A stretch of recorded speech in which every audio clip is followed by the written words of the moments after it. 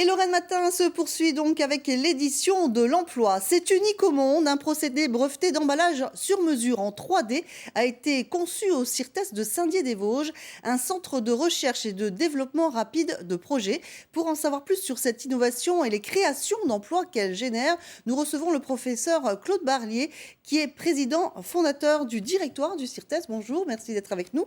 Alors, est-ce que vous pouvez tout d'abord nous présenter votre pôle ? Bonjour, merci de m'accueillir. Oui, bien sûr, oui, avec plaisir. Peut-être pour présenter notre pôle, il faut remonter aux années 80, à la fin des années 80, des travaux de recherche que nous menons avec mon équipe ici à Nancy, des travaux de recherche sur ce qu'on appelle aujourd'hui l'impression 3D. À l'époque, ce sont des travaux de recherche sur la fabrication additive qui mène au procédé aujourd'hui, qui est notre procédé, qui s'appelle stratoconception. Et ce procédé, du coup, nous l'avons déposé en brevet en 1991, c'était en février 91. Et donc, pour le développer, nous avions le souci d'application déjà à l'époque. Pour le développer, l'idée a été de créer un centre d'ingénierie et de recherche. Et donc, c'est en novembre 91 que nous avons créé. Michel Pelletier m'a accompagné à l'époque, Jean-Michel Moucourt. Nous avons créé le CIRTES. D'accord. Alors justement, à Saint-Dié-des-Vosges. À Saint-Dié-des-Vosges. Alors justement, pour bien comprendre, on va voir donc votre entreprise qui ne fait pas de copies, mais où on réalise des maquettes, histoire d'avoir une aperçu beaucoup plus concret de ce qui bien souvent n'est encore que virtuel. Et votre équipe a été encore plus loin, donc avec ce système d'emballage 3D. Reportage Bruno Dobange, Bruno Courtouf. Avec des machines comme celle-ci, cette petite entreprise vosgienne réalise ce qu'elle appelle du prototypage rapide.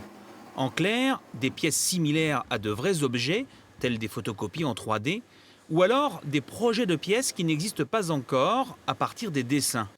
Exemple avec ce siège d'avion qui équipera peut-être dans le futur des cabines de luxe. Dans le développement de ce produit, le designer nous a demandé de réaliser une pièce en 3 dimensions représentative du véritable fauteuil. Donc c'est une maquette qui va permettre de valider le design pour que le client accepte ou refuse le projet en fonction.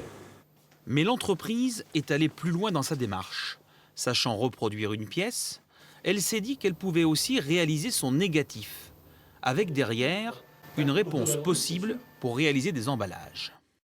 Bien souvent, on n'a pas la définition numérique de la pièce. Donc on a besoin d'acquérir la forme, de la scanner, comme on fait avec un scanner plan dans un bureau. Sauf que là, je récupère les 3 dimensions du modèle dans le but de pouvoir créer son emballage sur mesure. J'ai récupéré ma pièce en 3 dimensions. Je vais choisir la caisse dans laquelle je veux l'emballer. Donc par exemple, un Colissimo de ce type-là. Okay.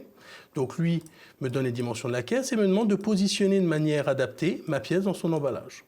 Donc j'ai des outils qui me permettent de faire ce positionnement dans de bonnes conditions.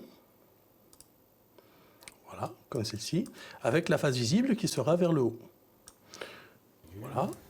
Derrière, il ne reste plus qu'à découper la matière, en l'occurrence ici du carton, pour réaliser les différentes strates.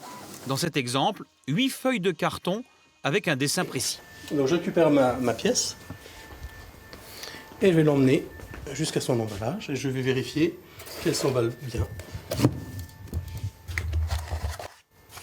Donc bien entendu, on peut le faire dans des cartons, on peut le faire pourquoi pas dans du liège qui est aussi un matériau naturel recyclable. On peut le faire dans des mousses pour des applications particulières. Vous voyez là, cette œuvre d'art est emballée dans des couches de mousse.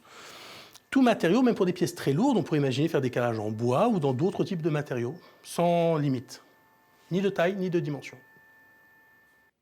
Sans limite, justement, peut-être vous avez quelques exemples à nous donner. Vous avez apporté d'ailleurs, on peut voir les images et donner un petit peu d'explication pour le grand public. Hein.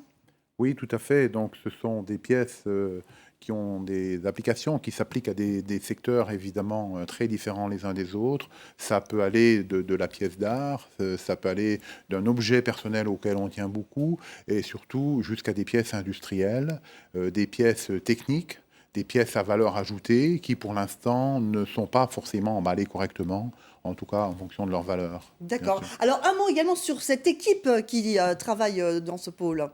Alors, notre pôle, je le disais tout à l'heure, hein, création en 91, l'équipe s'est étoffée, évidemment.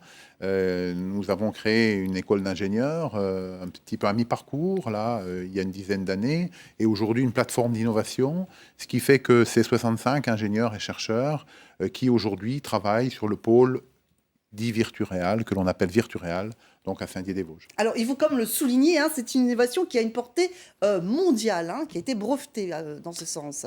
Alors nous espérons qu'elle aura évidemment un développement, une portée mondiale, mais oui, d'entrée d'ores et déjà, nous avons déposé en 2007 un brevet à l'international avec le cabinet Poupon, et ce brevet en fait vient d'être délivré. Alors vous voyez un petit peu le temps, Oui, bien sûr. fin 2013, Un délivrance. parcours du combattant. Hein, Voilà, vous délivrance disiez, en hein. Chine, fin 2013, hein, mais c'est un peu classique sur les brevets internationaux. C'est délivré en Europe depuis le début de cette année 2014, et là nous attendons la délivrance Japon, nous attendons les États-Unis et le Canada. D'accord. Alors, vous tenez vraiment à garder l'étiquette Made in France. Hein, ça, c'est important pour vous. Hein. Alors, c'est clair que oui, notre orientation du départ, c'est développer procédés, produits, logiciels. Vous voyez, les brevets, mais le produit, c'est une machine au final, et c'est un logiciel. Et le souhait, évidemment, c'est une solution entièrement française, sachant que en la matière de fabrication additive, la concurrence est mondiale, et en France, c'est le seul procédé. Aujourd'hui, qu'il reste en piste, il y a eu d'autres procédés. La stéréolithographie a été créée à Nancy, ici, par mon collègue Jean-Claude André, mais en tant que procédé aujourd'hui diffusé sur le plan mondial, il reste pour la France notre procédé de stratoconception. Un mot, parce que c'est vraiment des personnes très pointues, des chercheurs, des ingénieurs, etc. que vous employez. C'est facile de les faire venir? Est-ce que c'est facile de les garder également ici, chez nous, dans les Vosges? Alors déjà, l'équipe qui m'entoure est arrivée avec moi au fil du temps, et mes collaborateurs fidèles sont encore là. Donc déjà, nous gardons bien sûr nos collaborateurs, et on travaille sur des spécialités qui sont quand même très attirantes. C'est attractif. On est dans les Vosges. L'environnement est effectivement, comme vous le savez, de très bonne qualité. Et oui, nous avons facile de recruter, il faut le dire. L'idée classique reçue consiste à dire que puisqu'on est en province, au bout d'eux, on n'attirera pas de talent. C'est archi faux, bien sûr. Très bien. Eh bien, merci beaucoup, Claude Barrier, d'être venu nous parler de cette innovation remarquable sur ce plateau. Merci beaucoup. C'était un grand plaisir. Merci beaucoup.